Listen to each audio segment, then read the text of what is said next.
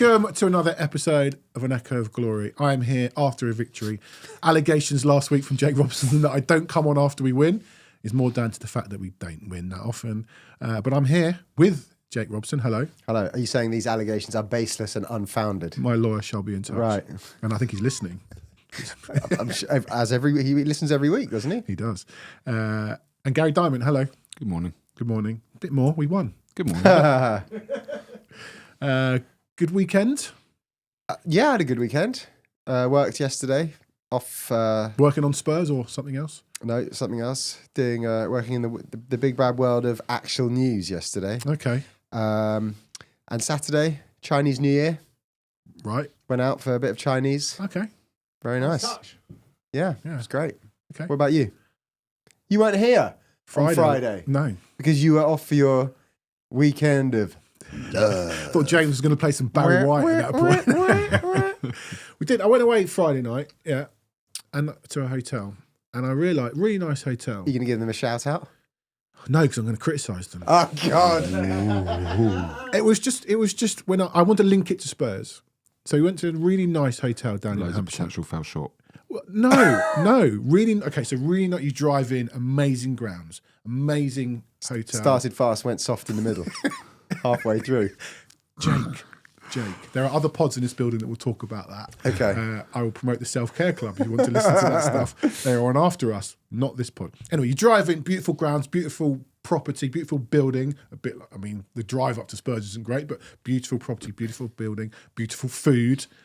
But actually, the whole thing was run by kids, which let it down. When I left, my wife was like, "What do you think about that?" And I was like I've just said, I feel like there weren't enough adults in the room, which is how I feel about Tottenham right now.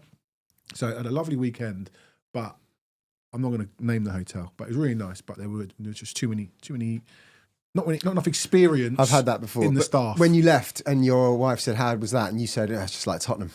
Did you say that to her? Pretty much. Then I had to explain myself. But it was really nice. And thank you for being in the hot seat on Friday. It was like we were babysitting. I've noticed that we get better views when we should probably do that more often. And they just bump me out and you can bump host. you out. I think that was isn't that because of Jake Sanders and James Robbins? James Robbins. Yeah, most likely James Robbins. Good, Definitely. I need James Robbins. He is good, isn't he? Very. I was lovely not chap. expecting to see you today. I thought you'd be camped outside some championship ground waiting for breaking news. Well, Oh yeah, deadline it's day. very, very cold outside, so I'd much rather be in the studio here with you, to be honest. All right, should we talk about some football? There was some football on yesterday. Yeah, we won a football match. Before that, we're going to do our club news, but I've lost it. Well, the 18s and the 21s didn't play. They seem to have these quite long breaks every now and then, and they're into one. Someone may correct me and say they're going to be playing somewhere else soon. But they didn't play. Can't find it. The women lost 1-0 to Man United. They always lose to Man United. They have never beaten Man United. It's possibly 10, 11, 12 games now, but it was only 1-0 and they actually played okay. That was ending a run of 4 league games without defeat. So they're on a decent run in the league, but out of both cups.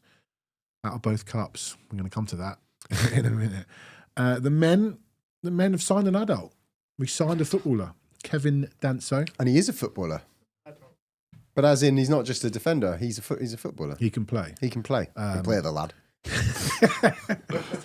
So there was talk on Saturday night that we had gazumped Wolves for this player. And obviously social media goes in, if you're gazumping Wolves for a player, how good can he be? He's a good player. I've seen him play.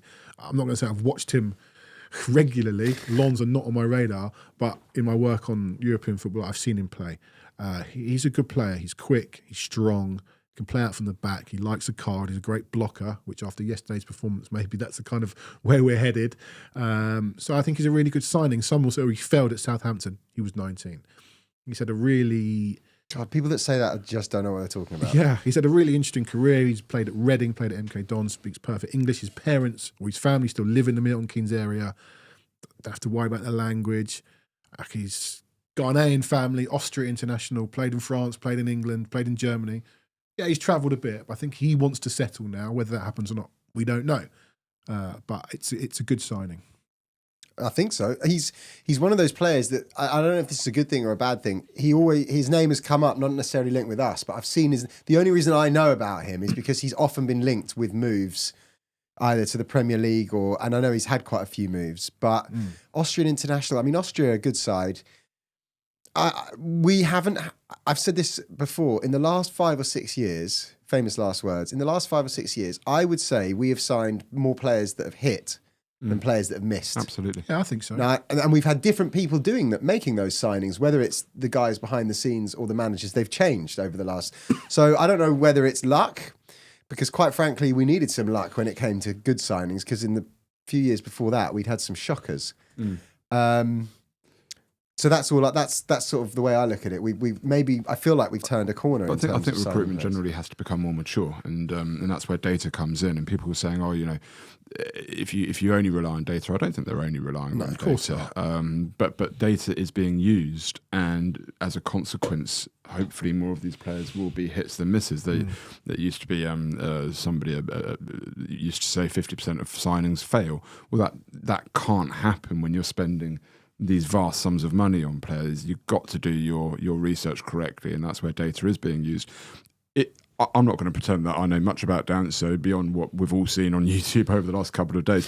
What does interest me is, and we say every transfer window, names are always thrown around and mentioned. We spoke about the likes of Tomori, that then came up sort of on Twitter and all over that Spurs are in for him. I don't think people really have a clue what's going on. It's all conjecture.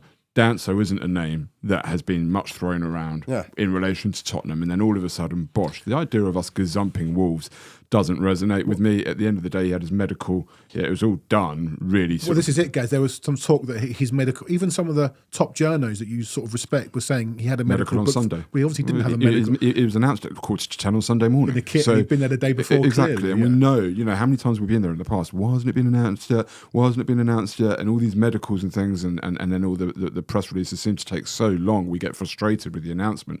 So the idea that we gazump Wolves doesn't resonate with me. I think it was done probably long before any of the links to Tomori or anything like that. So just let it be. Like, we don't know what's going to happen. We can speculate, but I think a lot of sort of this one rejected us, that one rejected us. Take with a pinch of salt. Also, if we did gazump Wolves have had if Wolves are in for a player, that most of the players they sign turn out to be, not necessarily world-class, world beaters, but solid, good footballers. And the last thing on this, the thing that excites me the most, in a way, is that he's not a youngster. Yeah, as Daniel Pinkett says, I think he's 27. He's 26. 27 in September. Yeah.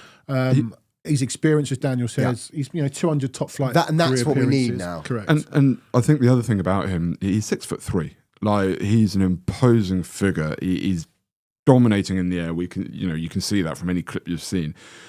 It's the kind of physical profile we've needed at the back, all in all.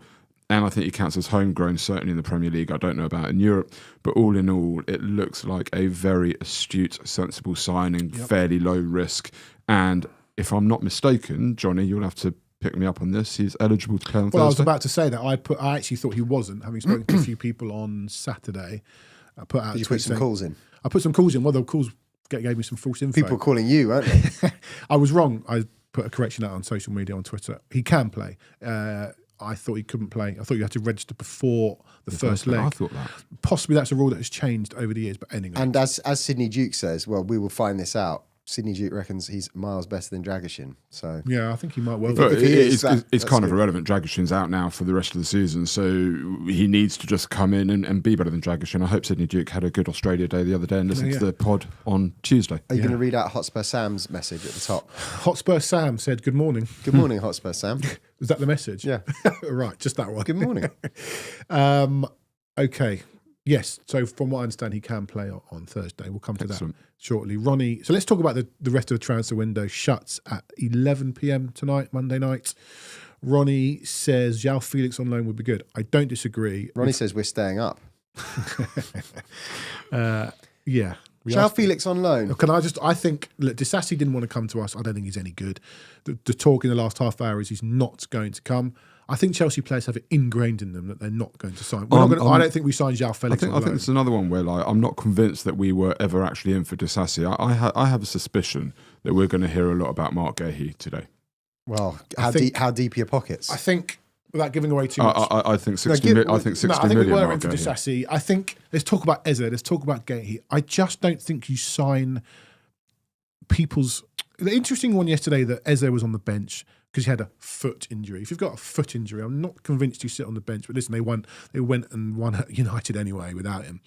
But I can't see you buying Eze or Gahey or anyone, whichever club it is, Tottenham, whoever, Newcastle, signing these players on the last day of the window. Crystal Palace are not going to give away first choice players. I agree. I'm just saying. I think there will be a fair bit of noise around him.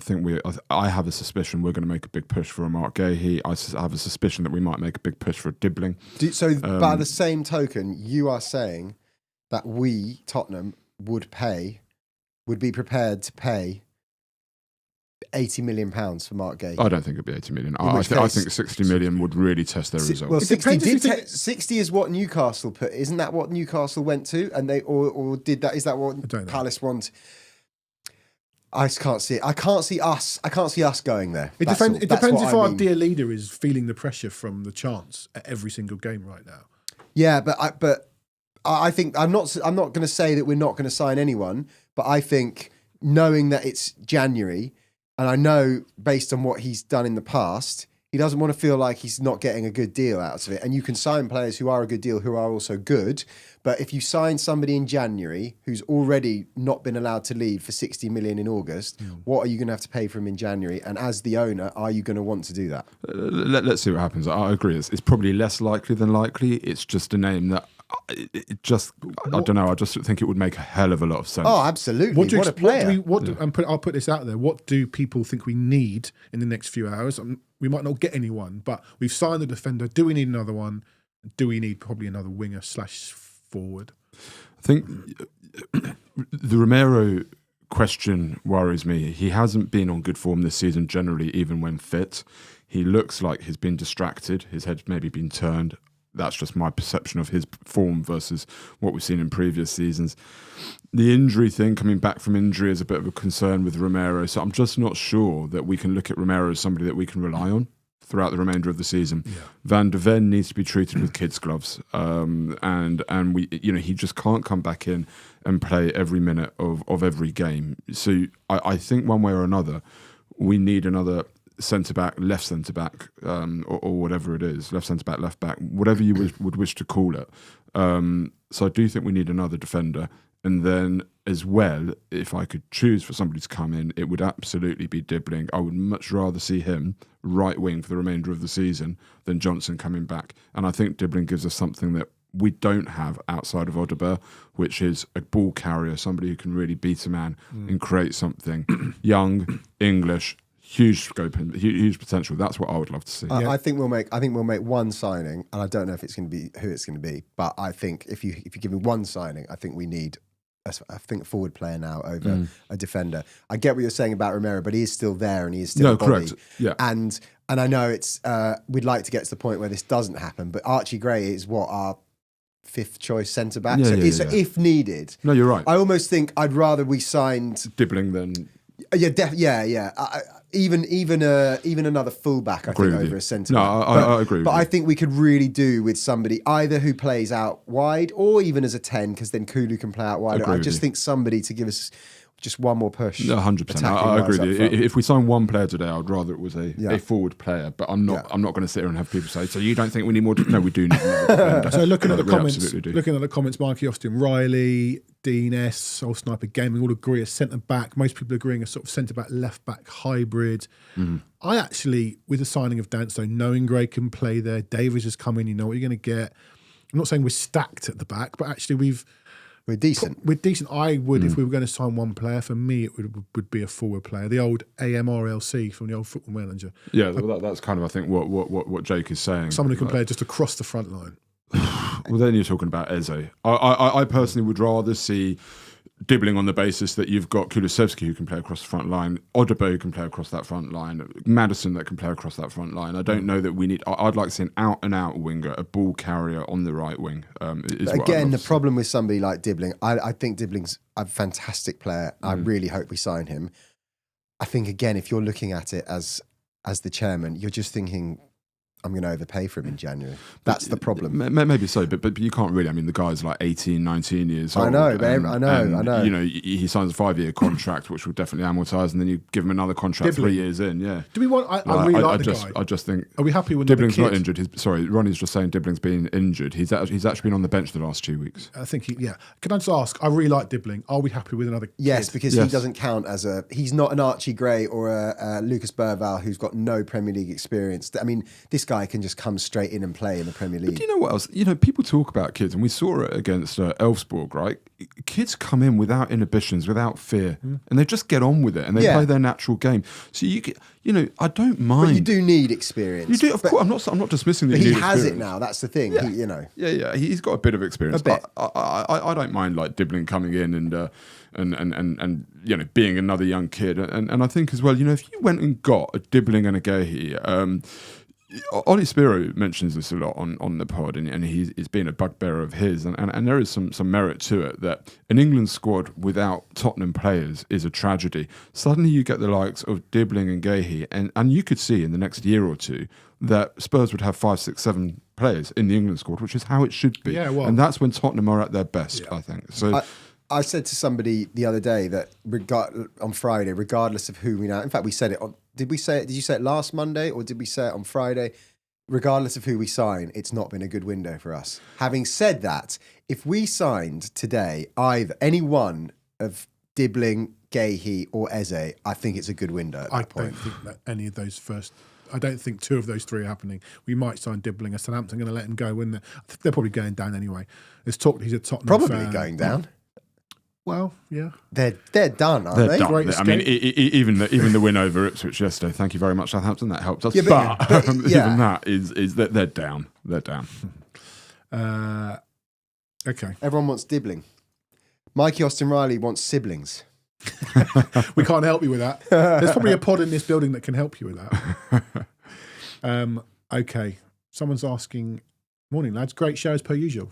Thank you. Oh yeah, this is the guy or the person who just pressed a load of keys when they asked for their name. Could you ask your friend of the show, Jamie Carragher, to get Sky Sports to start being professional again, please? Well, I'm not going there. What does that mean? I don't know. There was a bit of criticism. We'll talk about the game now from yesterday. There was a bit of criticism that people were suggesting that Sky wanted Spurs to lose. I don't know. I'm not getting involved. And just again, I can get involved in it. Of course, they don't want. Why would they want Spurs to lose? It's a good story. Spurs are a story. If Spurs are going to get sucked into relegation, but also, that's an editorial story, right?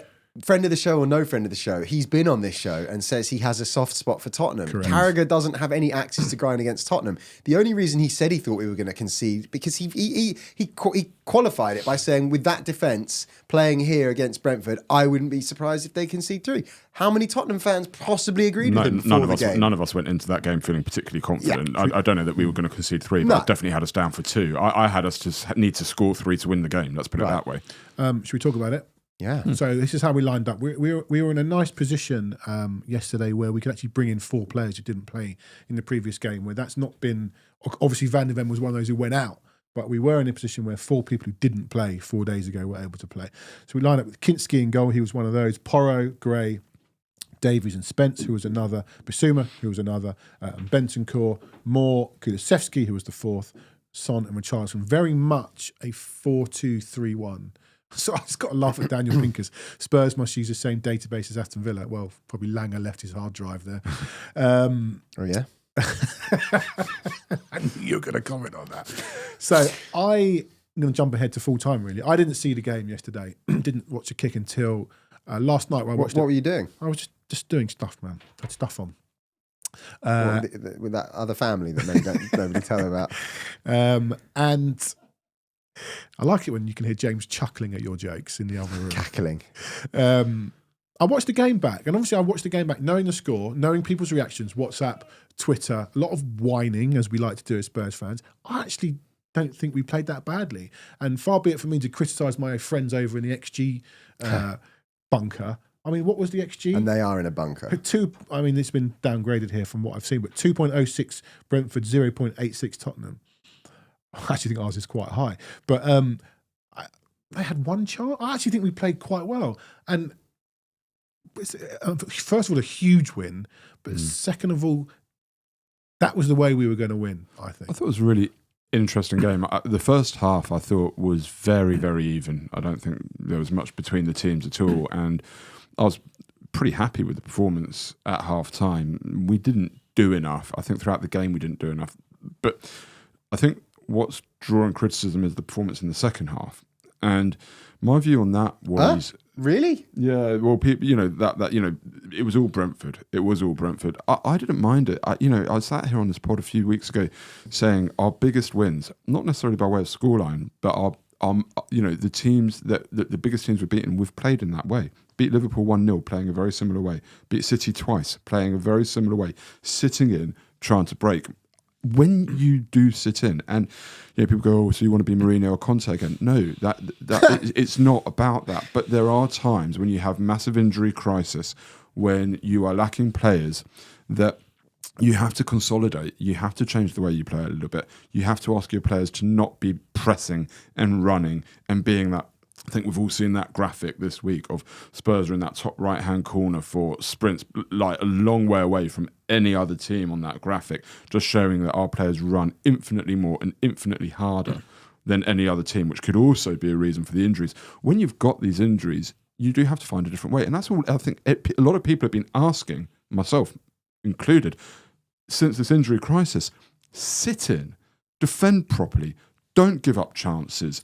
And then take your opportunities on the break. My criticism of the game, of the performance yesterday, if there was to be one, is that I don't think we were clinical enough in breaking out. I don't think we hurt them enough in breaking out. Yeah. But from a defensive point of view, absolutely fine. You understand the performance. You understand where it's coming from. And they did it well. There was only one big chance, which was the Visa over the bar from a great cross. Outside of that, we really had them at arm's length. And it was good. It was probably one of the first gritty league win that I've seen under Ange, and I was there for it. You could tell early on, actually. I noticed early on the way we were passing it across the back quite a bit, and that is not what we've done probably enough of and a lot of this season. It's been that mad rush to get the ball forward, either laterally in the air sometimes, but definitely on the floor. Get it forward. But they were really. I think they were trying to draw Brentford out. Yeah, they were. Yeah, but that's not. I know you mentioned City and Liverpool, but that's what we wanted. Like a bit more of that. And I mean, we don't know what we're going to get from one game to the next. So God knows what's going to happen either on Thursday or on Sunday. But you sort of look at it and go. Because a lot of people have criticised him for not having a plan B and not reading situations. Have we turned a corner, a tactical corner? There's something else about this as well. A couple of things, and in fact, Dean on our comments makes a good point that we're better playing on the transition due to the forwards we have. He says our forwards aren't good enough or creative enough on the ball to be a possession-based side. But that's something we've spoken about a lot on this pod since the beginning. Jake Sanders called it before the beginning of the season. He said, "My concern is we don't have forwards." And this goes back to why Odegaard is such an important player for us when he comes back. He can take the ball and he can go at players. It's why I want Dibbling. I see him as a similar type as well. And I think Dean's exactly right. At this moment, when you've got, I know Johnson wasn't playing, but when you've got the likes of Son, or they are much more transition players, I completely agree with Dean. And I don't think we have the players at this moment to play the way that Ange really wants. So two things I want to ask, pick up on. Firstly, a stat.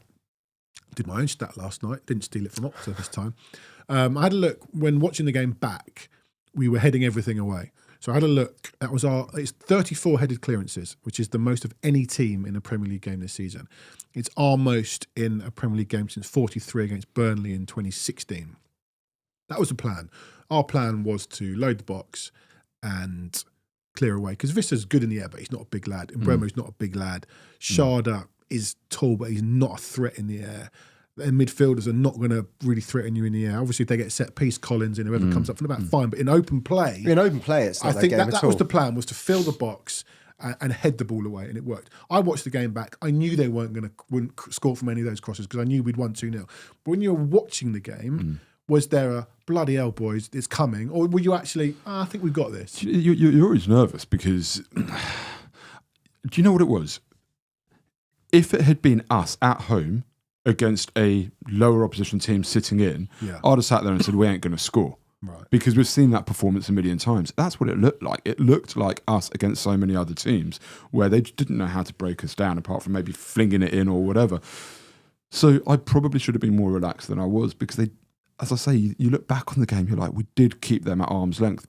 But when a team has that much possession and that much territory or field tilt, whatever you want to call it, you are always sat there. And particularly when you are not trusting your team at this moment in time. I don't trust them to not do something silly. I don't trust them to not give away the goal. And in fact, you even look at the goal that we scored that killed the game. It very easily could have gone the other way. Bergvall turned a bad ball from Kinski into a good ball to Gray, who himself was then under huge pressure. Class. Did brilliantly to get out of it. So Bergvall did well. Gray did well. There's always that mistake in a team like Tottenham. So I can't say that I was relaxed. But the reality is, we defended very well, and Brentford did very little. I just don't think. I think especially my summation of the two halves was the first half. It felt to me like we rode our luck a little bit. They had a couple of chances where you thought, they should have done better. I think was the Wissa one in the first half or the second half, the header. The second half when the ball came across and he somehow put it over. There was one in the first half where they had a header that went over from close range. Can I break some news, please? Go on. In fact, one of our listeners has picked up on it. I should give him a shout out. It was Max Black, but a few people have just messaged me. Crystal Palace, this is David Ornstein, have rejected a major bid from Tottenham Hotspur to sign Mark Gay. Yeah, well, you're not going to put in 100 million to sign the guy. I'll say this.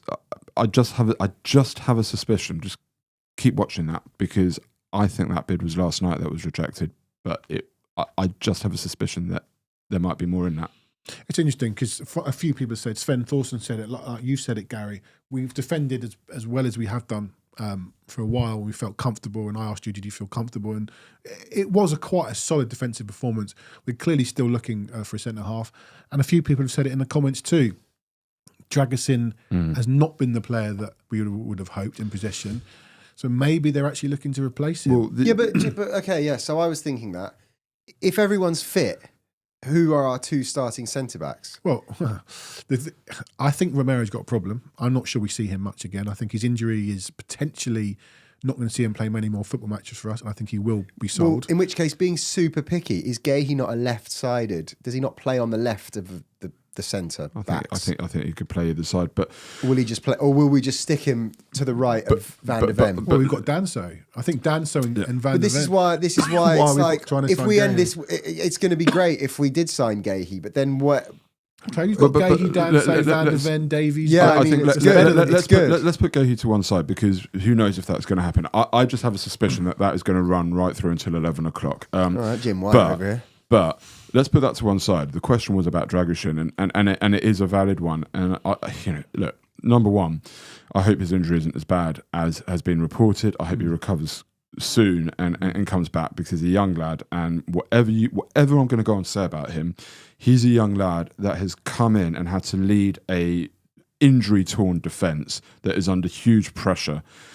When really the ideal for him would have been to come into the odd game here or there with a settled defence in a team with confidence. So I think there's been a lot asked of him. With that said, it was noticeable to me against Elfsborg that the only time that we were really under pressure and the game was kind of a bit on a knife edge at 0-0 was when Dragusin came on at half-time. And suddenly Elfsborg started that second half very well. They were down his side. They were pressing much better. Yeah. They were going towards him. And I was nervous in the stadium at 0-0. And then Dragusin sadly got injured. But what happened thereafter was Elfsborg didn't touch the ball again. Yeah. Fast forward that to Brentford, and you've got two players there in Ben Davies and Archie Gray. One massive shout out for them, by the way. Who are much more press resistant. And Archie Gray's comments on Ben Davies after the game are worth listening because he's another one that's attracted a lot of comments about whether he should still be at the club. If you've still got a player like Ben Davies at the club, blah, blah, blah, blah, blah. Those players. But listen to what Archie Gray says about Ben Davies. Come from these four walls. No, I was fully None of us. Not necessarily you, but somebody did sit on this. But Archie Gray's comments about Ben Davies were, he spoke to me, he was talking to me the whole way through that game, and it really helped. And I relate that back to Dragusin, who hasn't had that. He hasn't really had that. So I don't want to go too hard on Dragusin, but the reality of it is we look like a more settled, competent team that is more press resistant without him there. So what that means for Dragusin going forwards, we'll have to see. The other, I know you were going to say about Ben Davies and Archie Gray.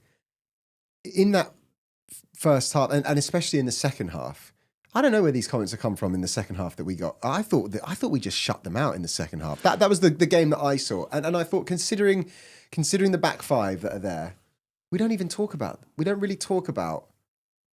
I know what you're saying about we're prone to the odd error and stuff. I would argue that we were worse as a defensive unit when everyone was fit earlier on in the season. And you had Porro not covering over from the right, or Romero running out. But you're right, we were, because we were so open. Yeah. Right? I mean, I'd say as well, at that point, we were one of the lowest XG against teams in the league. So there's a flip side to that.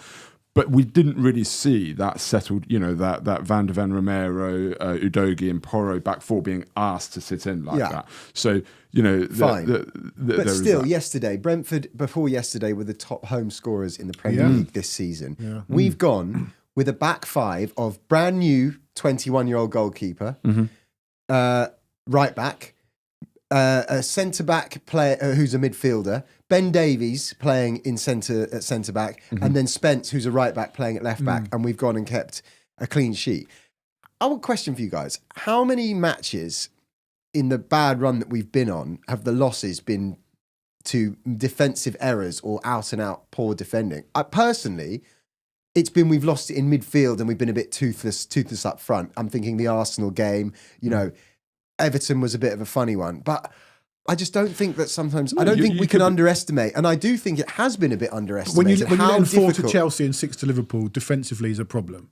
Yes, and I agree that we're not getting much protection in front. Yes, I don't think but I think you're gonna have. But when you look at if you think about it, when you look at the back five, you're more likely to have those games against Liverpool and Chelsea than not. So you're going to get punched on the nose when you're playing with Archie Gray at centre back, Jed Spence at left back. I didn't even know who was alongside Gray. Was it Dragusin against Chelsea?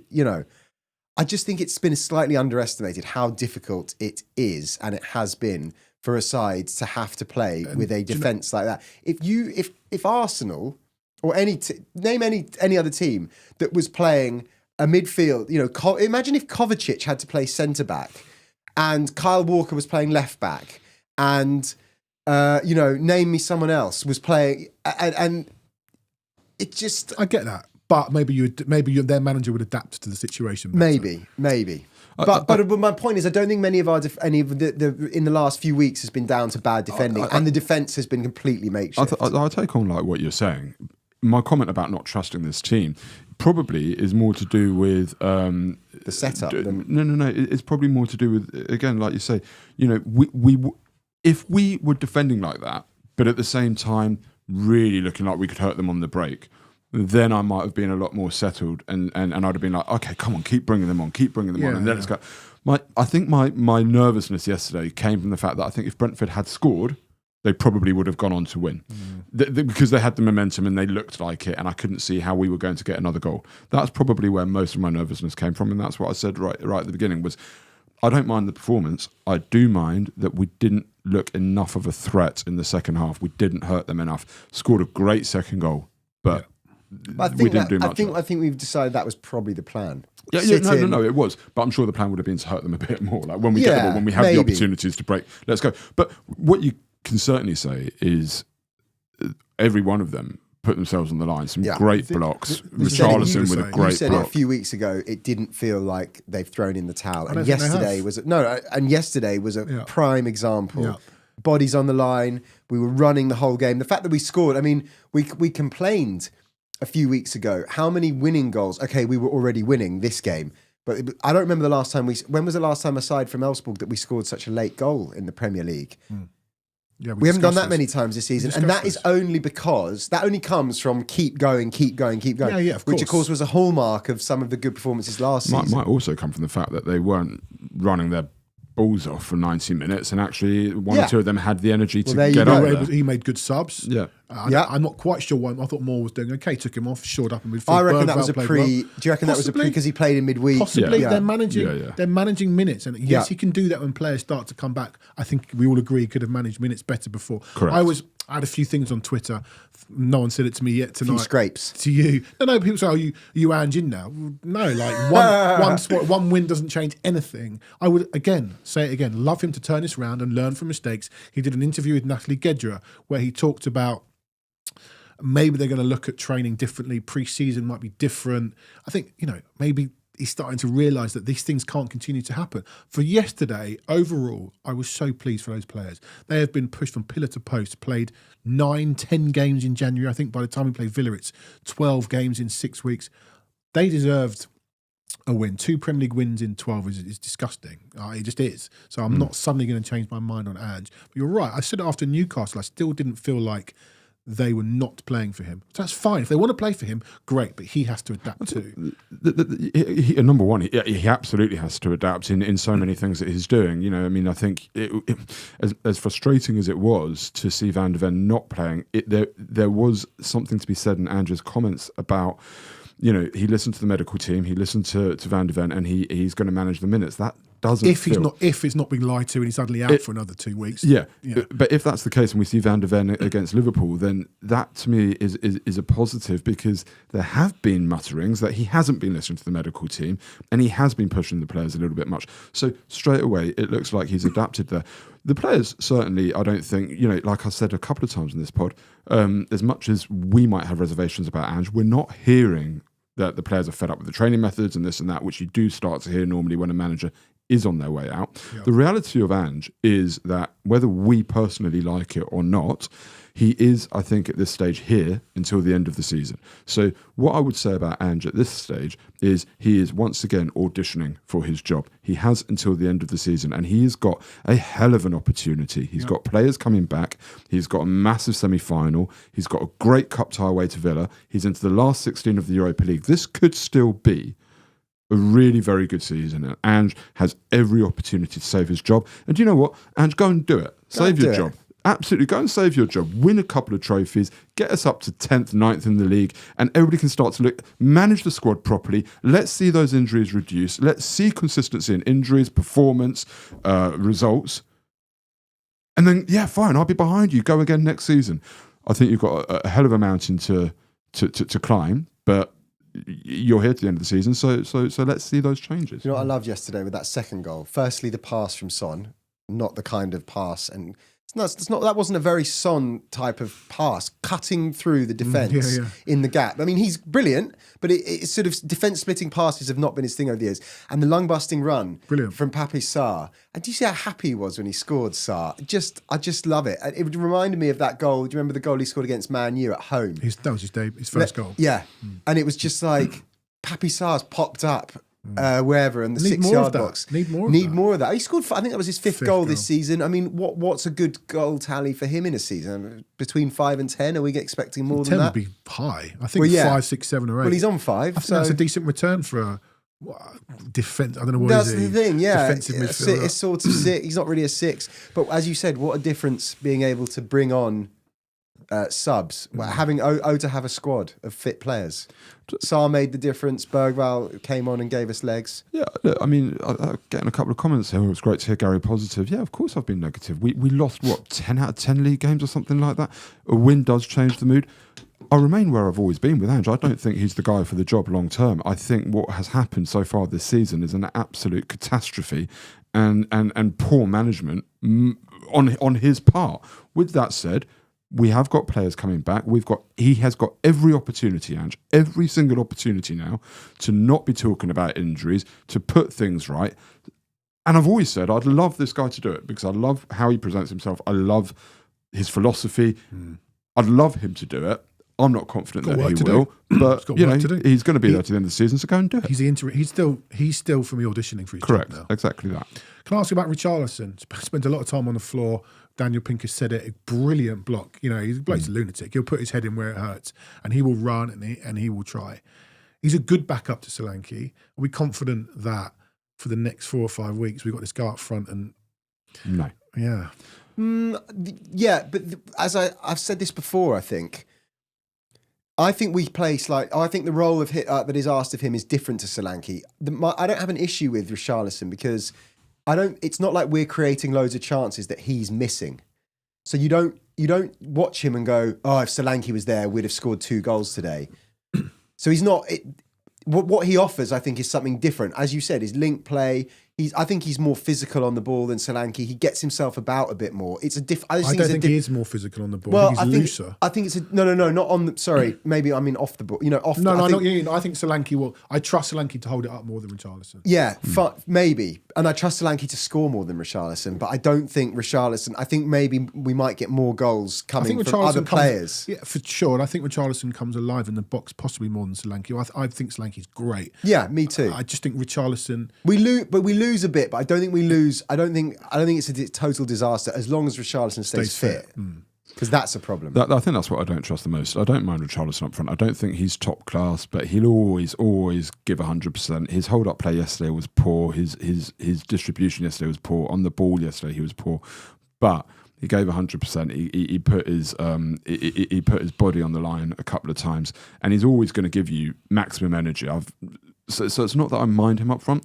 I'm just concerned that he is going to break down again, and then we are left with nothing. But you know, if he can stay fit until Solanke comes back, great. Thank you, mate. You've done your job. Yeah. And Mikey Moore didn't look out of place. He didn't light up the game, but he didn't look out of place for how old is he? A couple of those balls, 17. Those balls into the box. One to Richarlison early on. Yeah. Little ball into Kulusevski.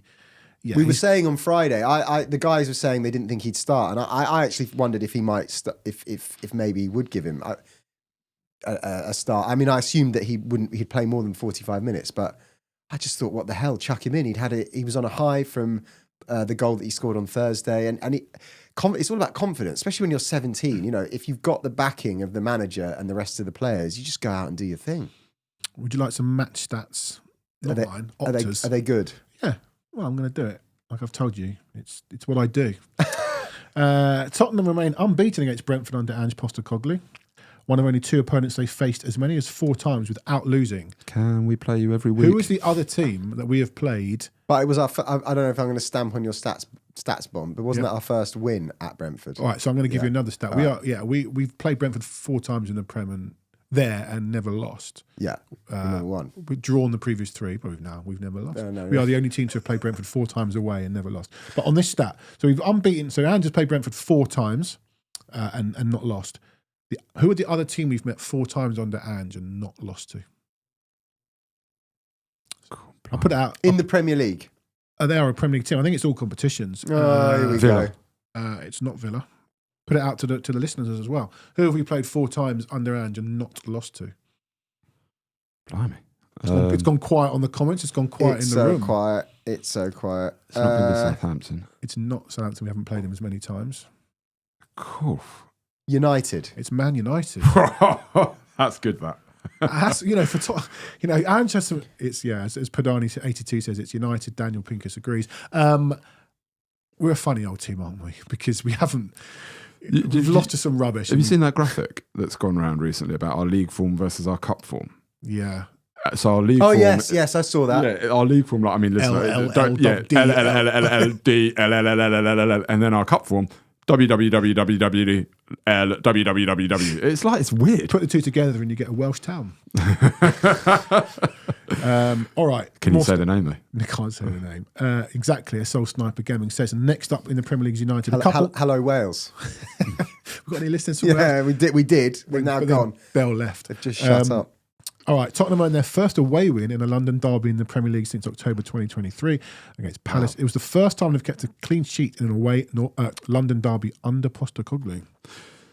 I think it was a big one. As I said, they're the top scorers at home in the league, Brentford. They've been really good at home this season. So, have you got more stats? Or can I bring something up? Sorry, and as we said, we can talk about it now. nobody gave us a hope before that game yesterday. As Carragher, you know. We pissed everybody off by winning that game yesterday. Archie Gray made his 10th Premier League start for Tottenham, aged 18 years, 327 days. He's the second youngest player to make double figures in terms of Premier League appearances for the club as a teenager after... Nick Barmby. No. Andy Turner. No. Nick Barmby. What a player he was. But he's someone I want. If anyone knows Nick Barmby, I want him on this pod. Was he a teenager, though? Yeah, I'd say so. Yeah, 19. I think he just looked it. It's Aaron Lennon. Really? Yeah. I love Aaron Lennon. God, I love Aaron Lennon. Also, by the way, on ex-Leeds connections and so on, anybody that has seen this pod for a period of time will know that I am the founding member of the Jed Spence fan club. Have been since long before we came into the team. Are you the chairman? The chairman, founding member, director. If you want to apply to be in the Jed Spence fan club, you may do so. However, no previous naysayers allowed. He was absolutely phenomenal yesterday. Completely pocketed Mbuemo. Should make Mbuemo much easier to sign. He'll just fall out of Spencer's pocket back at the training ground. He absolutely pocketed him. A truly good player. If he keeps his head on his shoulders, he will be in the England squads coming up. He really should be. Not yet. I would say so. Particularly when you think that the New England manager is a fan of wing backs. Well, we don't have a left back in the England squad, apart from Lewis Hall. That's true. Like I think, I'm so happy to see him coming through and can he shut down Salah? Yeah, well, you listen again to the comments that Ange makes. It was interesting, the comment that Ange made, and I think about what Martinelli said about him. He said that he was the toughest fullback he'd faced a couple of seasons ago. Yeah, and then you listen to Ange's comments last night about Spence loving the challenge of defending against the top wingers. Great. And actually, he played pretty. Salah was pretty quiet in the first leg against Spence. Yeah. Salah, right? You know, the beauty of being a winger is you only need one moment and you've done your job. Whereas a fullback, you've got to keep them quiet for 90 minutes. But I feel more confident with Spence against Salah than I would with Udogie. I'll say that. Really? 100%. I'd feel more confident with Spence. I just think he's got... don't know, as you were saying that, though, I remembered there were a couple of... There's always going to be. No, not about Spence. There've been a couple of times when Udogie, as a left-back, has really stepped up. I remember... of course, he's a good player. I'm not saying Udogie's not a good player. Yeah, I'm just saying that if I could choose... If both were fit for Thursday night, okay, and one of them's got to play left back against Salah. Yeah, I personally would go for Spence. I think he's a better one-on-one defender, and I don't think he's the type of defender that Salah would enjoy playing against. He's got the pace, he's got the power, he likes to defend. He doesn't look uncomfortable out on the left-hand side, despite the fact he's right foot. Sometimes oh my God, you can so see that he's playing on the wrong side. He's an natural. Really the Arsenal good game where he just pinged that cross with the outside of his right boot. I mean, he's just that was a hell of a ball. Fantastic. He's a really, and I'm just delighted that he is finally being recognised, mainly by Ange.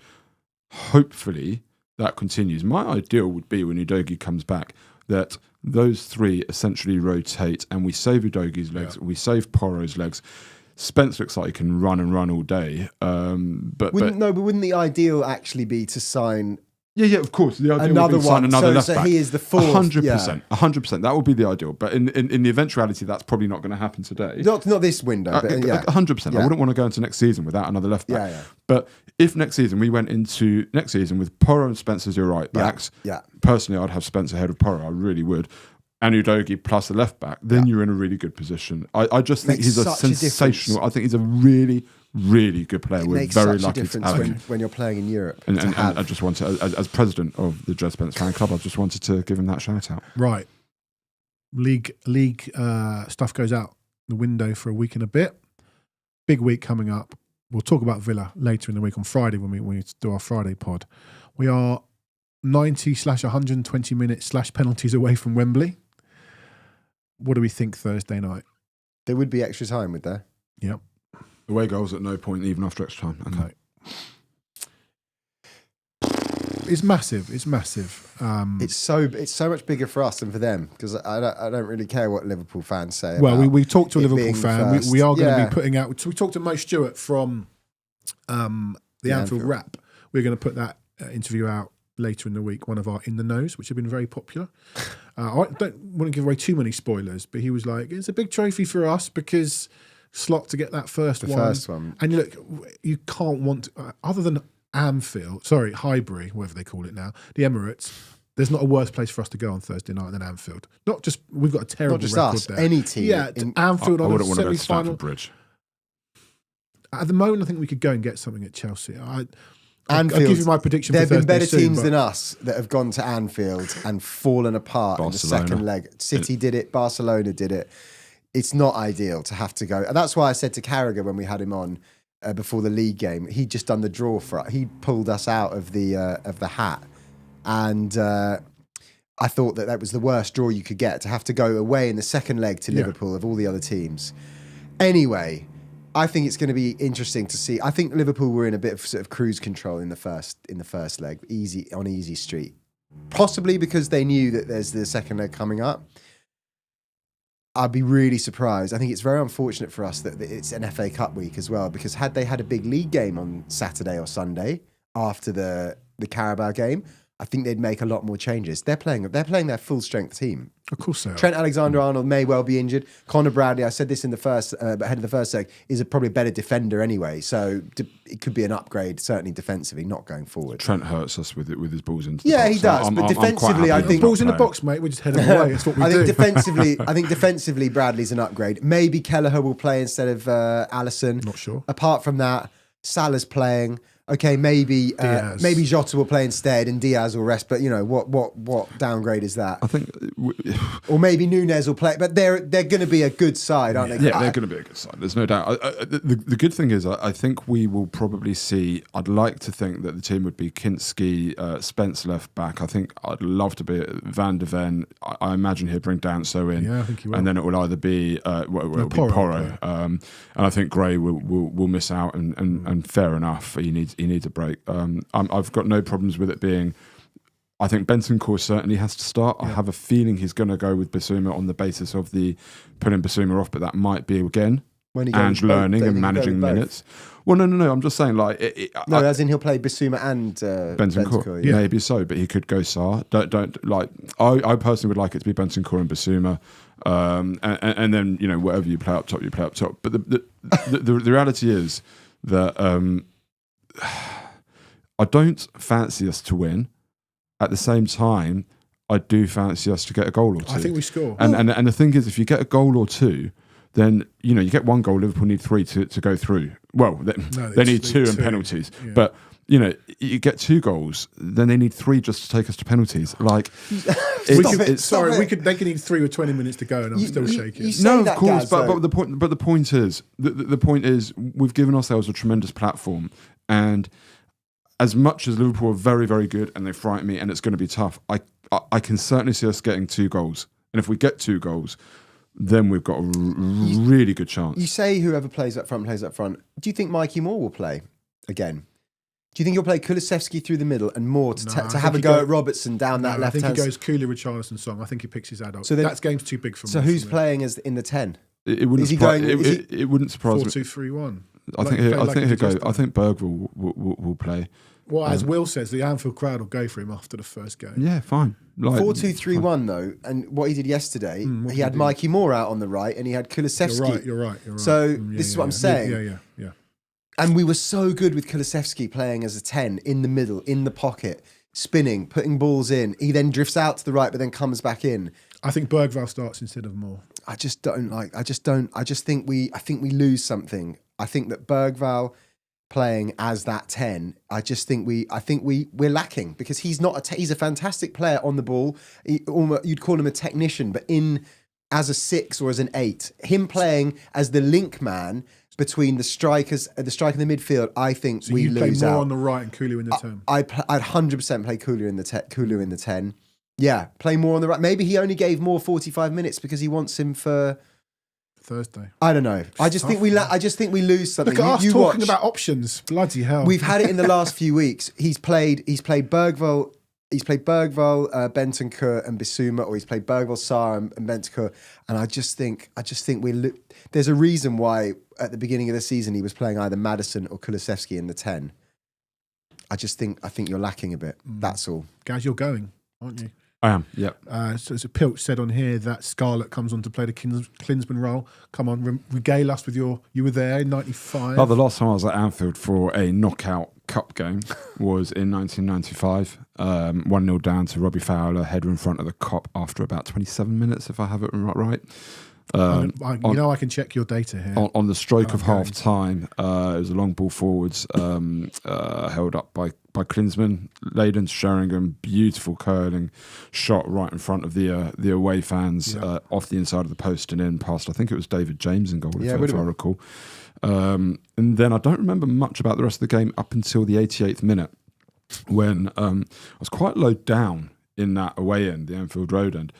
And Anfield has a bit of a camber on the pitch, which you wouldn't notice on TV or even if you're higher up, but it's got a camber on the pitch. And I just remember it was a throw in, and then suddenly from the away end, you see Klinsmann going through in front of the Kop, dinking it over David Jones. But because of the camber and because it was such a delicate chip, you didn't see the ball go into the net and you didn't see a ripple of the net. So there was because it was also that red net, wasn't it? You there was a red net as well. Like, and I just remember like the whole sort of ground went silent, and it took a moment, and then you saw Klinsmann wheeling away, and then as an away fan, you knew it was in at the other end, and it just erupted. And it's funny because my head tells me that Sheringham scored the winner. I forget. No, so we scored the winner at the Kop. In the Kop. Because we must have turned them round then, because normally Liverpool shoot the Kops. Well, Sheringham's goal was right in front of the away end, and certainly Klinsmann's winner was in front of the Kop. Robbie Fowler, 38 minutes, sorry mate. What did I say, 27? Yeah. It's not too bad, is it? I mean, that was, what was that, 1995? Yeah. Can I say something that... hang on, wait, Sheringham was what, 44? 45, yeah. Something potentially really boring, and you're going to roll your eyes. Do we think that actually playing Danso tomorrow in centre-back... on Thursday in our biggest game of the season is actually the way to go? Yep. Baptism of fire away at Anfield. Yep. He's not a kid. Yeah, but he's never played in this team. I mean, he's going to have had 2 or 3 days training. Where you know what you're getting if you put Archie Gray alongside Van de Ven there. No, solid. I think you've bought a guy who's 26 years old. That's the problem. If he doesn't play, what does it say to him? But I'm going into that game with a new player, having to go to Anfield in a game that we need to win. If he makes a mistake and it costs us, then it's going to be very difficult for him. But I think absolutely he's got to come in and be a man and be a rock and should relish the challenge. He's got everything to gain by going and keeping them out, as Pardani here says, did the same with Kinski, and Kinski made himself an immediate hero. He did. And if Danso comes in and it doesn't go well, I don't think anybody's going to blame Danso. Feeling Jonathan Woodgate vibes. Woodgate, his Real Madrid debut. Well, exactly. Own goal, red card. It's not that we will necessarily give him stick. It's just the confidence of the guy, and then he's up in a Premier League game or an FA Cup game against where Aston Villa. He'll want to play. Yeah. He'll be like, I'm going to come in here and I'm going to show you. Yeah. 100%. 100%. It's difficult. It's difficult. He's got a decision to make there because Gray and Davies played so well. I suspect Van der Ven will play. Van der Ven and Danso probably not even met each other yet. Don't know. That's it's a the tough thing one. when you say it like that. It's like, would we be better with the devils that we know? Yeah. No, I think if Van der Ven is fit and it's not a risk to play him, then he has to start. I agree with that. And you know what, Danso, I wouldn't be able to get my head around it if Danso didn't play. I just wouldn't. And you think as well, here's the big reason, right? They have got the likes of why have I gone blank? Salah, Nunes, no, Jota. I'm thinking more from set pieces with Konate and Van Dijk. And Van Dijk, right? You need, we are not a big team. Danso's 6'3", right? Yeah. Set pieces coming into the box. You need him in there. Yeah. You need him in there. I'll be shocked if he doesn't start. All right, I'm going to ask you predictions. I want to throw it out to our YouTube. Can I just and very quickly ask Gary a question? Yes. How does your Thursday look? What's the plan? Okay. Well, can I just ask people to start putting their predictions in for Thursday night on the YouTube comments? See how that goes. So what do you want this from? 6 o'clock in the morning? Or? Well, what time do you train? What time you get to the ground? We're driving up. We're driving up with a mate. He's driving, and we aim to be in Liverpool by about 3:30, check into our hotel, dump our bags. 5-star? Yeah, what were we talking? Intercontinental? Four You know seasons, what? I four booked seasons, it. Liverpool. I booked it, but I can't remember which one it is. It's city centre. I can't remember which one it is. So Don't say it out loud because people will come for you. and then we'll figure out probably where the away pub is. Hopefully, be there in the away pub about 4:30. How do you find the away pub? They designate one, don't they? I don't know. Like Where? to be honest with Twitter you, I don't know. Like text messages just seem to go around. Oh, this is the place to go, and you work your way there. Right. The last couple of times that I've been to Anfield, we've ended up in a pub basically on the corner of Anfield behind the stadium, but it's been a mixed one. So I don't know if it'd be a designated away pub or a mixed pub, whatever. But I'd like to be in the pub by about 4:30. Do you know, I'm no fan of Liverpool Football Club, but their fans are all right. You know, I know they won, but even out in Madrid in 2019, after the game, even before the game, Yeah, there's no. issues. They're a good fan group.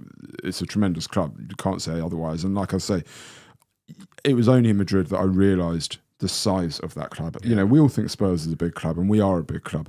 Unless you're in Madrid, you just would not appreciate what a big club Liverpool is. It felt like the whole of Liverpool, the whole of Ireland was there. I mean, there can't have been anybody in Dublin or Liverpool. They're all in Madrid. And as big a club as we are, and we took out a good following to Madrid, the reality is everywhere you went was a sea of red. Yeah. They are a giant of a club. And I remember coming out in 1995 and there was no bitterness. There was only, you know, I remember coming out of Elland Road after a cup game. I think we drew 1-1. Sherwood equalised, and bottles were smashing. We came out of Oakwell. Our mate Andrew got punched in the nose. Yeah, exactly. So you come out of other grounds, and there's bitterness and all of that. 1995. I remember coming out of Anfield and nothing but congratulations, and they're a good set of fans. I've got a number of issues with Liverpool Football Club and whatever, but they are a good set of fans, and I'm looking forward to the trip. And I'm hoping that, you know, we come out of Anfield again and they're saying good luck in the final against Newcastle. Please be Newcastle. Right, please be Newcastle. I can't do a final against Arsenal. Oh God, no. Cannot do a final. And Newcastle Jesus, are in poor I didn't think form. about that. Newcastle are in poor form. Arsenal are in great form. I could see them turning it around, but please don't. I mean, But then again, I don't know. Anfield away, St James's away. It's tough. They've got 2 goals. I'm not sure. And then, Jake, to carry on, if we win, then you'll find me somewhere in Liverpool city centre, probably until the early hours. Find you. Or not find me. Yeah, what are we talking? will be. What, like casino? No. It'll be a propping up a bar somewhere, knocking back as many as I can before I'm violently ill, and then, you know, braving a hungover journey. Sick bag in the car on the way. Yeah. Who's driving? Ben. Okay. Good luck, Ben. Yeah. All right. So good luck, Ben. Ben knows me well enough. Is he a listener? I don't know if he does listen. Good luck, Ben. Good luck, Ben. But we'll be listening to this on Friday. Well, I don't know. It depends what time we wake up. Some predictions. Signy Duke 2-2. Badani 1-1. Quinny 1-1. Daniel Pincus 2-2. Hotspur Sam. Spurs lose 4-0. Cheers, Sam. Mikey Austin 3-1, I think, to Spurs. Yeah, including aggregate. Ryan Pearce 1-0 to Spurs. 6-2 Liverpool, says Daniel Leave Me. Is that Daniel Lever? It's very good. Very good. Yeah, very good. Sven Thorson says, Gary, the Arkle is the pub to go to. Yeah, I think that's the one I went. Is that the one on the corner, Sven? Is that the one on the corner of Anfield? No. I'm pretty sure that's the one I went to. Soul Sniper Gaming says 0-0. Soul Sniper, let me tell you, I was going to say, if it's 0-0, I'll do something. I'm not doing a dare or anything. That ain't going to be 0-0. Yeah, you should. Do you know something? Isn't the Arkle one of the races at Cheltenham? Yeah, I was thinking that. Because I'm going to Cheltenham in a few weeks. You? Yeah, Sven. I've been. That's the pub that I was thinking about. Yeah, thank you. A few years ago. How come you're going to Cheltenham? I used to go a lot, and then COVID came. Obviously, I didn't go, and I just got a ticket for this year. Going a few times. What? Phil Pearce just written brilliant. In 1995, I mean, I was just like saying how good the fans were in 95. He had a different experience. In 1995, a Liverpool fan threw their curry at my dad's rear window, said, "Go back to where you came from." Not sure if it was based on being a Londoner or Greek Cypriot, maybe just a bad egg. Brilliant. Yeah. A few years ago. Big up the Greek Cypriots, Phil. I'm guessing it's Philippos. When I was... your stock. Absolutely. I was working at CBS, the American stuff you see with Carragher and Thierry Henry and Micah Richards. They do a goal show, a bit like the goal show you see here. The Americans do one. And the last weekend of the season, last match week of the Champions League, PSG needed to win like 5-0. And the other team that they were chasing needed to lose like 5-0. And I said, there is no chance this is going to happen. If this happens, I will wear an Arsenal shirt on air. And it did happen. Thankfully, it was the last Champions League show of the season. No one remembered. No one remembered, and it was a season until the next one. It was too late by then. I don't think it's going to be 0-0. Where are you watching it? I will watch it from very much behind my sofa. Jake, where are you watching it? Yeah, watch it at home. Predictions, please. Phil says it is Philippos. Yeah, you know. You guys know. And actually, Philippos. I have a sneaking feeling that we might. Come on. I was going to say we might win 2-1. Okay, Gaz. But I actually think no. I think we'll win on. I think we could win on aggregate, but can we lose on the night? No, we need to draw. If we lose on aggregate, it goes. If we lose 2-1, it goes to penalties. I think it could be like a 2-2 draw. Okay. I think we will sneak through. This is just awful. I don't know. I mean, I'm just looking forward to a great day, and I've got to say that Ben and I have a pretty good record of going to these knockout games where we don't think we're going to get through, and we do. The last one we went to, so much bigger for us, isn't it? The last one we went to was the quarterfinal of the Champions League away to City. And we were both there. That was the last away game you went to? Sorry. No. The last big knockout away game that I went to with Ben. What a night that was. And what a night that was. Nobody gave us a prayer that night. And, they go 1-0 up after a couple of minutes. Ben wasn't in your pub in Amsterdam then? No, he wasn't. But I was in that pub. Yeah. So no, look, I've just got a feeling that I liked how we played the other day, sitting in a bit more. I thought that was sensible. I thought it was good preparation for Liverpool. I think if we can be a bit more clinical on the break, we can really hurt them. I do think we will get 1, if not 2 goals. I'll always back us for that. If we get a goal or 2, then Liverpool have got to score 3 to beat us. I think it goes to extra time. Oh, I think we lose 2. I think 2 things will happen. I think we either just get beaten 3. I don't think 4, but I think we either get beaten 2 or 3. I think we score though. I think it goes to extra time. And after that, anything can happen. I'm sorry to say this, I think we go out in extra time. Extra time, yuck. I just think their squad might win them the game in the end. Yeah, I think if it goes to extra time, you back them. But yeah, I think 2-1 on the night to Liverpool. But there's also part of me that sees us winning. It's a funny old game, Saint. I just want to get to Wembley. My son is desperate to get to Wembley. It's just so much bigger for us than for them, isn't it? Yeah, it's big for Slot too. Like it's big for Slot. No one gets to a semi-final and goes, but they will, if they don't win the league, they'll go very, very deep in the league. They'll go probably deep in the Champions League. This is massive for us. Yeah, it's so big. I want to get to Wembley so many reasons. Not just because I need new trainers at the outlet centre. I just want to get to Wembley. I'm so desperate. My son is desperate. He's already been told by his grandfather he can probably have the ticket. Spurs should be at Wembley, right? Like, come on. When was the last time we were in a cup final? 2009? Mm. No, 15. No. We lost to Chelsea. We lost to Champions League final. 15. Yeah, Wembley, sorry. A domestic final. 15. Yeah, Chelsea. We lost to Chelsea under Poch. All right, boys, thank you. Phil. Sorry, last call. Can't we do a deal where they let us through and we promise 3 points at Anfield in the league? I don't think they're going to be too worried about beating us in the league. They will beat us in the league. We play them like March or April, end of April. Yeah, I think they've got 3 home games to go when we play them. Right, done, gentlemen. We will be back on Friday. Gary, if we win, we're calling you. All right. Don't know how much sense you get out of me. Great. Even less than usual. If we've won, I couldn't care less. Jake, I don't know if I'm seeing you Friday. Always up in the air on that. We've got James or Robbins coming in on Friday and one other to preview Villa. Like I said, we have had a chat with Mo Stewart from the Anfield Wrap. We'll put that out later in the week. Really good chat with Mo, who has a Spurs connection too. So that was a good chat as well.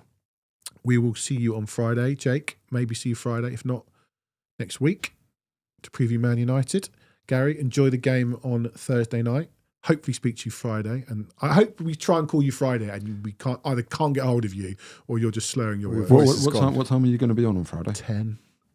I'd imagine we would maybe be just about getting in the car at that time home. So yeah, call me towards the end of the show. But if we've lost, I don't care at all. No. If we've lost, don't call me. But if we've won, you can call me and I'll give you a rendition of Spurs are on their way to. If Wembley. we've won, we need some Echo Glory video content. I know you don't like all that, but Get Benny Boy to I'm do not it. going to be in the away end film. After the game, I I'm want just songs. Oh yeah, I mean, if we win, then yeah, after I'll be The fans who adore you will be desperate to see your some pub scenes afterwards. Yeah, you we can need give all us a bit of that. Give us a bit of that.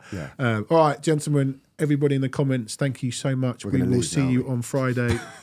Who knows? We might be on our way to Wembley when we talk to you on Friday. We will see you then. And up the Spurs.